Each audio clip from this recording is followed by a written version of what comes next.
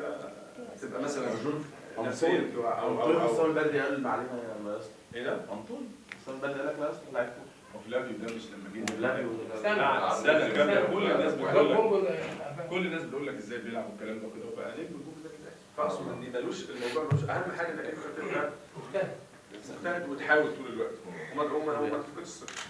اتفضل. كابتن احمد، طب حضرتك انت شايف ايه الروشته او العلاج للكره المصريه في الفتره اللي احنا فيها دلوقتي بحيث انها تتقدم؟ يعني هو ده مش دوري طبعا. ايوه بس حضرتك ليك رؤيه برضه. ليه؟ ما انا بقول لك الرؤيه طبعا بتاعتي هي تخطيط من الاساس من دلوقتي من تحت. المنتخب هيكمل وهيلعب، بس انا ابدا اشوف دلوقتي منتخبات الناشئين والمنتخبات الصغيره.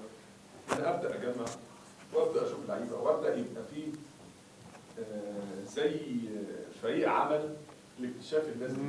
انا ابدا النهارده اشوف احط خطه. انا عايز في سنه 22 او عايز في سنه 26 يبقى عندي المجموعه دي هي اللي هتبقى موجوده في كاس العالم، او هي دي اللي هتبقى موجوده في المنتخب، زي ما ناس الموجودين زمان لما عملوها. بس ما بيحصلش الكلام ده.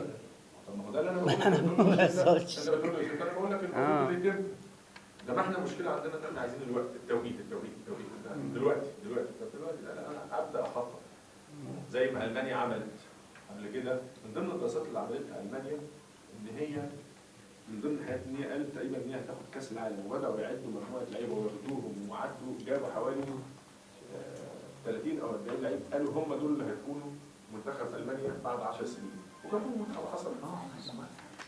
اليابان عم كده. اتفضل. واليابان